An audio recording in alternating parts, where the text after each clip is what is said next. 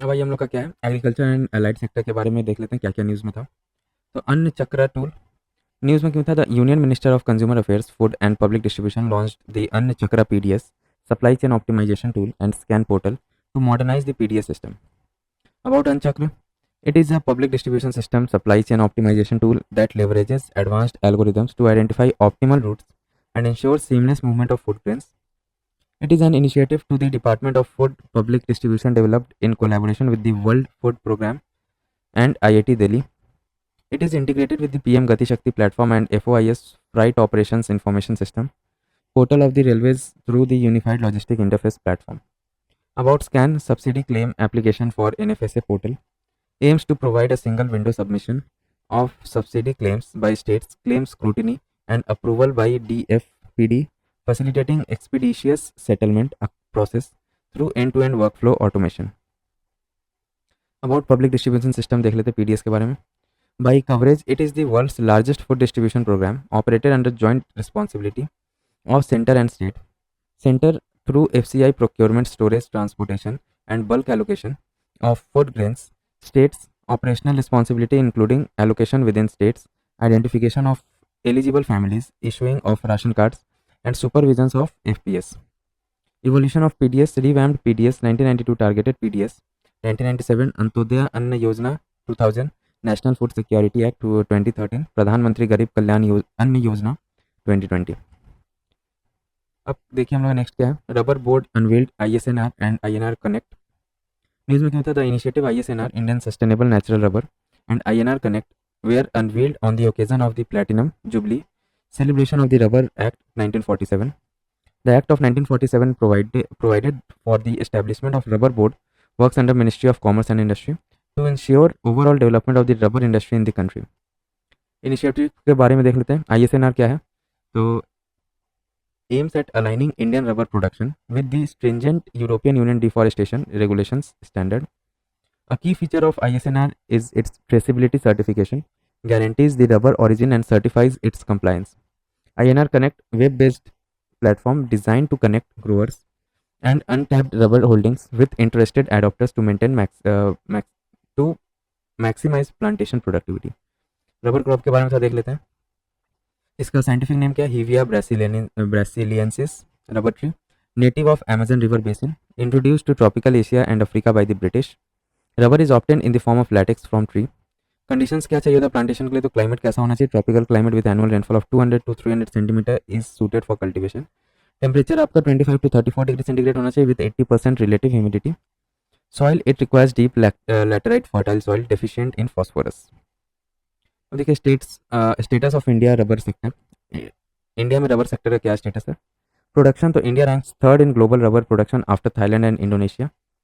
Consumption, India is the fourth largest consumer of natural rubber. Top producing state Kerala produces over 90% of India's natural rubber. Other producing state क्या क्या है, तो Tamil Nadu, Karnataka, Tripura, Assam and Meghalaya. Then comes अपना national turmeric board NTB। ये न्यूज़ में क्यों था, union minister for commerce and industry launches national turmeric board. About national turmeric board, headquarter इसका कहाँ है, Nizamabad, Telangana, a major turmeric producing reason, ministry of commerce and industry के अंडर में आता है। प्रोमिनेंट मेंबर्स इसके कौन होते हैं, तो के department and ministry, representatives of ministry of Ayush, department of pharmaceuticals, department of agriculture and farmer welfare and department of commerce. States will be represented on the board bye rotation. Type कैसा है, NTB national turmeric board is an executive body not a statutory body. अब देखिए turmeric के बारे में देख लेते हैं, जिसका साइंटिफिक नेम क्या है, Curcuma longa, also called as golden spice. Type कैसा है, ये पेरेनियल है, राइजोमेटस है, herbaceous plant native to the Indian subcontinent and south east Asia. Significance क्या है of turmeric, it has anti inflammatory, antioxidant and detoxifying properties. It helps protect the liver from damage, supports detoxification etcetera. Climate conditions, turmeric thrives in tropical and sub tropical climates with the following condition. Temperature कैसा होना चाहिए, 20 to 30 degree suitable है। Rainfall कैसा होना चाहिए, between 1500 to 2500 mm annually. Soil कैसा होना चाहिए, well drained fertile soil rich in organic matter. Altitude इसका grows best at elevation up to 1500 metres above sea level. अब देखिए India's dominance in global turmeric industry. India कैसा है dominance, India is the largest producer, consumer and exporter of turmeric, accounts for 70% of global production and 62% of global trade. The largest producing states of turmeric are Maharashtra, Telangana, Karnataka and Tamil Nadu. More than 30 varieties of turmeric are grown in India and it is grown in over 20 states in the country. Major varieties with GI geographical indication tags: Erode turmeric जो तमिलनाडु का GI है इसके पास, Lakadong turmeric Meghalaya known for high curcumin content, Kandhamal haldi Orissa. Target क्या है इसका? तो double the production of to 20 lakh tons in 5 years. By 2030 turmeric exports are projected to reach $1 billion US. अब देखिए इंडियाज कॉफ़ी एक्सपोर्ट. न्यूज़ में क्यों था? Indian coffee export surpass $1 billion for the first time. Centre for monitoring Indian economy. Reason for increase in export, surge in robusta coffee prices by over 60% in 2024, reaching 45 year high due to increased global coffee consumption. It was driven by poor weather, example droughts, which disrupted supply in key coffee producing countries like Brazil and Vietnam. European Union deforestation regulation sharp growth is due to stocking ahead of EU's new deforestation regulation that could raise cost of coffee and other agricultural exports to EU. Status of coffee production. India is 8th largest coffee producer globally in 2022-23. Brazil is world's largest coffee producer contributing about 40% of global production. और India कौन से rank पे है? 8th rank पे. ठीक है. Traditionally grown in rain forest of western Ghats in south India, mainly produced in Karnataka. सबसे highest Karnataka में प्रोडक्शन है इसका. देन कम्स अपना Kerala, then Tamil Nadu, Andhra Pradesh and Orissa. Arabica and robusta cafe coffee are of major economic importance. Arabica is superior in quality to Robusta and trades at higher prices than that of Robusta. सबसे highest quality कौन सा है? तो arabica. ठीक है. India is fifth largest producer for robusta coffee which account for 72% of countries total coffee production. Growing condition coffee का क्या होना चाहिए? तो देखिए सॉइल कैसा सॉइल चाहिए इसको अरेबिका को? Deep fertile, rich in organic matter, well drained and slightly acidic. pH 6.0 to 6.5 होना चाहिए. Robusta same as arabica. Slope इसका कैसा होना चाहिए? जेंटल टू मॉडरेट स्लोप, और robusta gentle slopes to fairly level fields. Elevation high होना चाहिए 1000 to 1500 metres, और रोबस्टा को लो एलिवेशन चाहिए 500 to 1000 मीटर. टेम्परेचर इसको 150 to 250 डिग्रीज चाहिए होता है cool equal. 200 to 300 degree centigrade hot humidity. Relative humidity 70 to 80% और रोबस्टा को 80 to 90%. Annual rainfall 1600 to 2500 mm और रोबस्टा को 1000 to 2000 mm. ओके. अब देखिए यहाँ पे नेक्स्ट टॉपिक है हम लोग का. अदर की development. India's first organic fishery cluster. Union ministry of fisheries, animal husbandry and dairying launched India's first organic fisheries culture in Soreng district of Sikkim. It aims at development of organic fisheries and aquaculture in Sikkim under Pradhan Mantri Matsya संपदा योजना. प्रधानमंत्री मत्स्य संपदा योजना aims to bring about blue revolution through sustainable development of fisheries sector in India.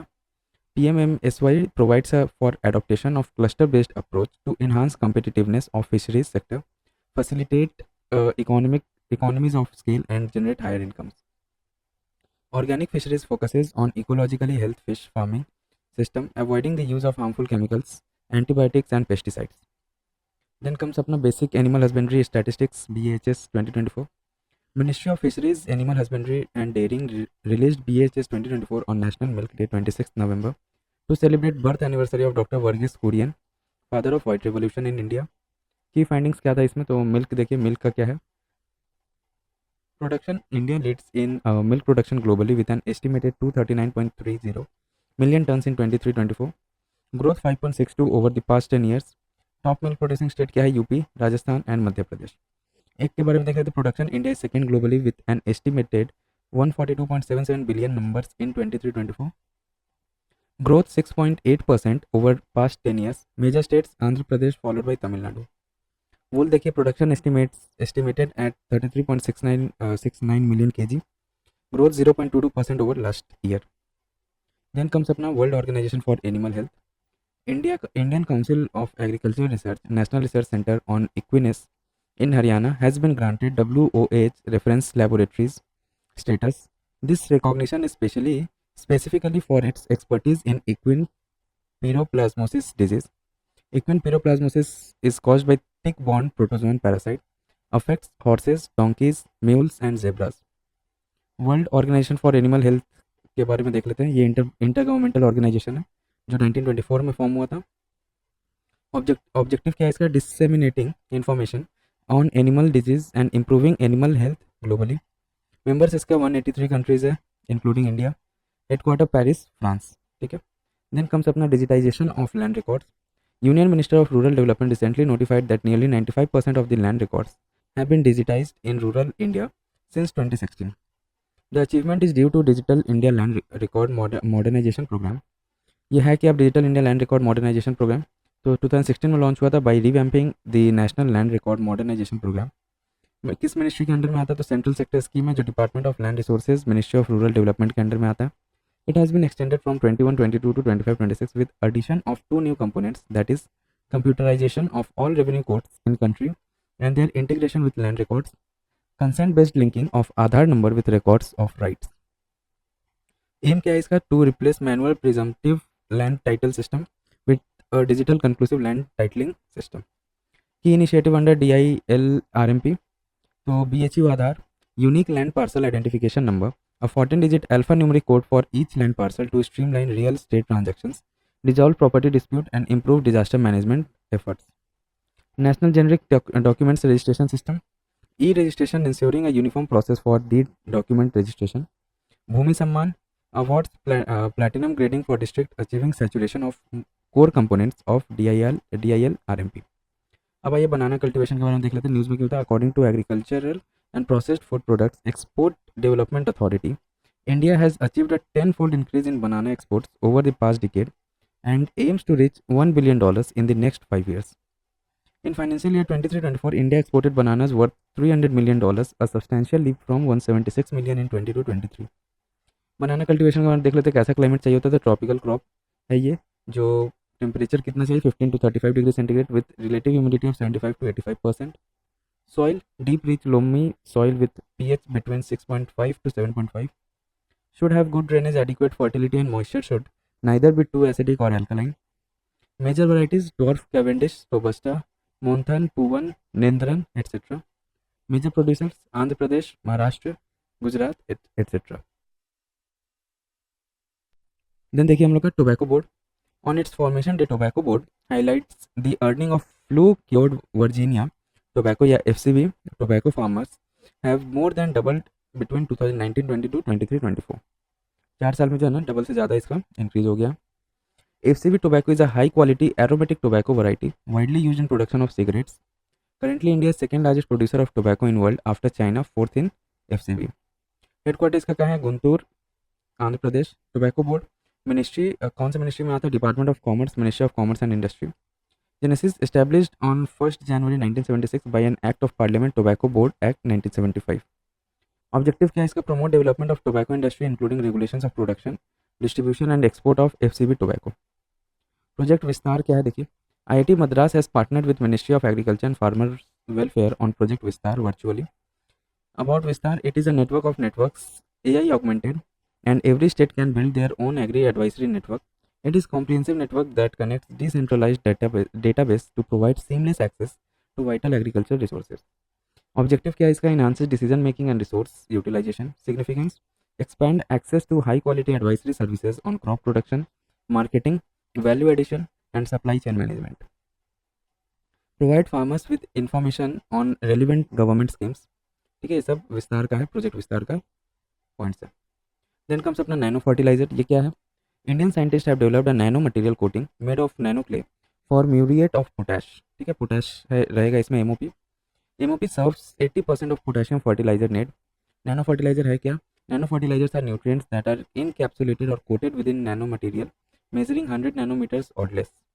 It enables controlled release and its subsequent slow diffusion into the soil. IFFCO had launched world's first nano liquid urea fertilizer in 21 and then nano DAP in 2023. Indian Farmers Fertilizer Cooperative Limited has developed a new product, Nano NPK Fertilizer Benefits. Promotes sustainable farming, reduces soil and water contamination. Cost effectiveness, improves nutrient absorption, reduces nutrient wastage and lower application frequency, etc. Clear? अब देखिए किसान कवच. Scientists affiliated to the Department of Biotechnology DBT have developed an indigenous anti-pesticide suit called किसान कवच.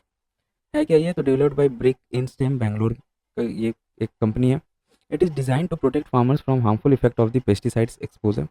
The kit consists of a trouser, इसमें trouser रहेगा, pullover and a face cover made of oxime fiber. Oxime fiber क्या है? Oxime fiber can chemically break down any of the common pesticides that get sprayed onto cloth or body during spraying operation. Next हम लोग का milk wheat fibre. Ministry of textile encouraging research and development into new natural fiber including milk wheat fiber. यह है कि it is a unique natural fibre extracted from the seed pods of milk wheat plant. इसका scientific name क्या है? Asclepius सीडियाका L. ठीक है. The plant is native to north America. In India it is found as wild plant in Rajasthan, Karnataka and Tamil Nadu. Properties क्या है इसका? It contains oily materials and lignin, a woody plant substance which makes them to brittle for spinning. Its amphiphilic material that can exhibit both hydrophilic water absorbing and hydrophobic water repelling properties. Applications क्या है? Used as an absorbent material, water safety equipment, life jackets, belts, etc. ठीक है. Milk wheat fibre. Then comes अपना tomato grand challenge. Center announced funding the mentorship for winning of tomato grand challenge. The tomato grand challenge seeks innovative, scalable solution to stabilize the tomato supply chain. It was launched in 2023 by the Department of Consumer Affairs in collaboration with Ministry of Education. Tomatoes, along with onions and potatoes, collectively referred as TOPs, have seen huge fluctuations in agriculture commodities among all crops. TOPs are the largest cultivated, produced, and consumed vegetables in India. TOPs make up more than a third of the Consumer Price Index vegetable category. Operation Greens was launched under PM Kisan Sampada Yojana to address price volatility of TOPs. Later it was extended to other fruits and AMP vegetables, TOP or total.